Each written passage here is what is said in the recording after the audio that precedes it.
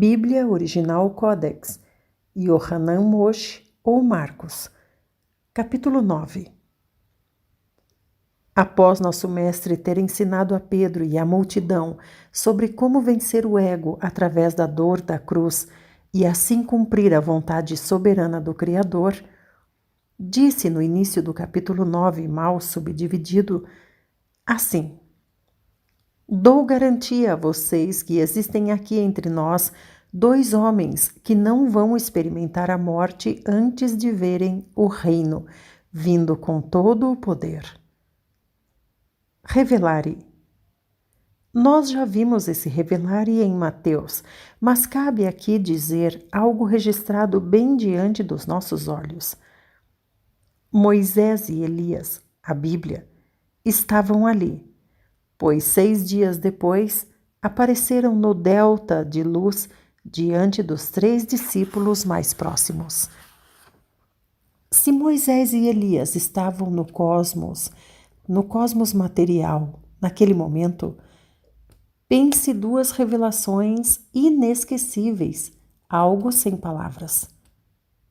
Primeira, Jesus é o Criador em carne, pois mesmo estando materialmente ali como avatar de Deus, chama Moisés e Elias de onde estão. Onde não há mais espaço para o cosmos material, onde há espaço, a fim de que o delta discípulos registrassem o delta Bíblia e a revelação do fim. Esse revelare é sólido e suficiente para decretar Jesus como Criador em carne. Segunda, Jesus está dizendo claramente que o reino só virá quando Moisés e Elias estiverem aqui novamente neste cosmos material, o que em si, esse revelare, é suficiente para aniquilar qualquer hipótese de arrebatamento e nos mostra a dualidade divina. Revelare. Primeiro, o reino será juntar a palha e destruir, anticristos. Segundo, o reino será juntar o trigo no celeiro e descansar, o Cristos. Assim, como tenho vaticinado e sou ferrenhamente chamado de herege pelos Bíblias. Primeiro, delta luz, Moisés e Elias aqui e Cristos no crivo anticristos. Segundo, delta trevas, para os judeus, uma das bestas, o Elias de Malaquias 4, preparando o caminho para o Messias. Teremos, portanto, o Elias e o Messias, que é o agremiador do joio, da palha. Pedro continua. Então disse para que eles anunciassem o que viram apenas quando ele ressuscitasse dos mortos. Eles guardaram segredo, mas entre eles, os 3, houve uma longa discussão se ressuscitar dos mortos era literal ou figurado e como aconteceria. Então os 3 discípulos perguntaram: por que os mestres da Bíblia dizem que é necessário ouvir o Elias primeiro? Já revelado em Mateus, aqui está a fala que comprova tudo o que foi revelado agora, onde os Bíblias aguardam Elias primeiro. Iluminare. Quase todos hoje falam do anticristo, mas ninguém fala que primeiro virá o Elias. Pedro nos dá detalhes agora do dia em que tiveram medo de expulsar um espírito maligno. Ele nos conta que ao voltarem os 3 discípulos onde estavam os outros, viram uma grande multidão perto deles e os mestres da Bíblia fazendo uma grande discussão. Quando o povo viu Jesus chegar, se assustaram e correram para cumprimentá-lo, quando nosso mestre perguntou: o que vocês estão discutindo? Era sobre o menino possesso. Quando o espírito maligno viu Jesus através do menino, imediatamente causou uma convulsão, caiu no chão e começou a rolar, espumando pela boca. Jesus perguntou ao pai do menino: há quanto tempo ele está assim? Ao que o pai respondeu: desde a infância, mestre. Se puderes fazer alguma coisa, então tenha compaixão e nos ajude.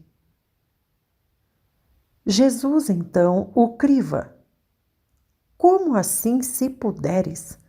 Você é quem precisa crer. Se você crer, então será conforme seu desejo.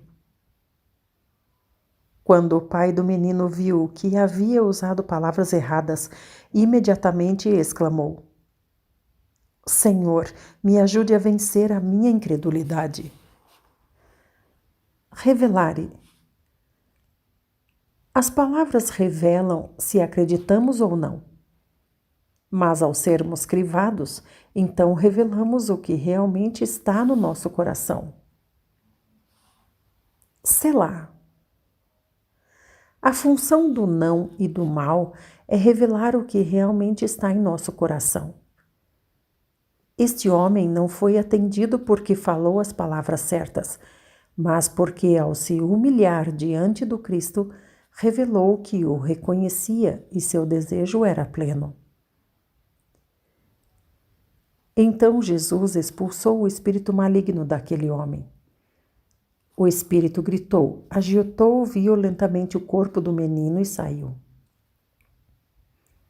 O menino ficou como morto e os bíblias disseram: ele morreu. Mas Jesus se abaixou, pegou na mão do menino e o levantou. Jesus chama seus discípulos num lugar isolado, que ninguém soubesse, e revela a eles que iria morrer pelas mãos dos religiosos, mas que voltaria da morte. Os discípulos não entenderam o termo ressurreição, mas tinham vergonha de perguntar. Então foram para Cafarnaum. Pedro narra sobre o grande ensino de Jesus sobre os pequeninos, que já revelamos em Mateus. Aqui, João, Marcos e Pedro registram uma fala de João que Mateus não disse. Disse João: Mestre, hoje nós vimos um outro homem possesso com espíritos malignos, e embora nós não conseguíssemos expulsar por termos medo, um homem conseguiu.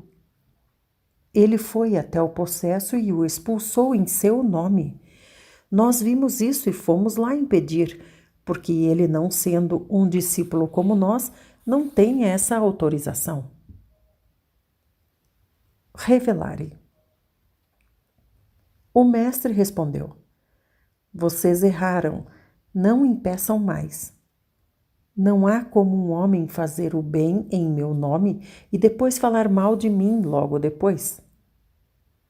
Ou o homem é do bem ao nosso favor, ou é do mal contra nós.